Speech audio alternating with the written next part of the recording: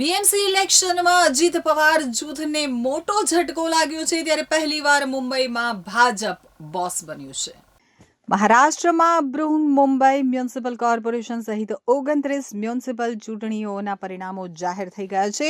ભૂતપૂર્વ મંત્રી નવાબ મલિકના ભાઈ કપ્તાન મલિક આ ચૂંટણીમાં હારી ગયા છે। મહારાષ્ટ્રના બીએમસી સહિત 29 કોર્પોરેશનની ચૂંટણીના પરિણામો આવી ગયા છે ત્યારે વચ્ચે નવાબ મલિકના ભાઈ કપ્તાન મલિક ચૂંટણી હારી ગયા છે। કપ્તાન મલિકે કુર્લા વેસ્ટથી ચૂંટણી લડી હતી તો પૂર્વ મંત્રી નવાબ મલિકના ભાઈ કપ્તાન મલિક પર અજીત જૂથનો ઝટકો લાગ્યો છે। આ બેઠક ઉપર કોંગ્રેસના ઉમેદવાર અશરફ આઝમીએ જંગી જીત મેળવી છે। આઝમીની જીતને આ વિસ્તારમાં કોંગ્રેસ પાર્ટી માટે નોંધપાત્ર સફળતા માનવામાં આવી રહી છે કારણ કે સ્પર્ધા તીવ્ર અને નજીકની હતી।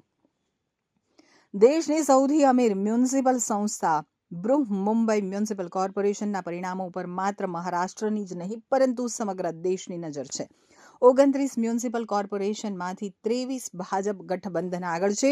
મુંબઈ, પુણે, નાગપુર અને નાસિકમાં ગઠબંધન નોંધપાત્ર લીડ મેળવી છે।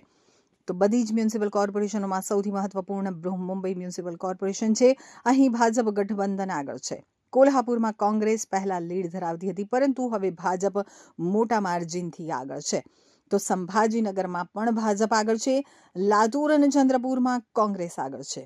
તો રાજ્યમાં મ્યુનિસિપલ ચૂંટણી માટે મતદાન 15 જાન્યુઆરીએ થયું હતું। 893 વોર્ડમાં કુલ 15,931 ઉમેદવારો मैदान છે।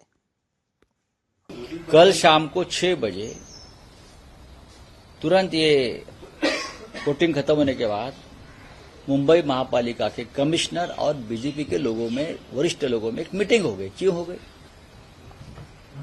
गई? कोड ऑफ कंडक्ट चल रहा है, आचार संहिता चल रही है। आप 1.5 घंटे तक कमिश्नर के साथ बैठते हो और क्या तय करते हो? आज का जो रिजल्ट है वो आपने तय किया।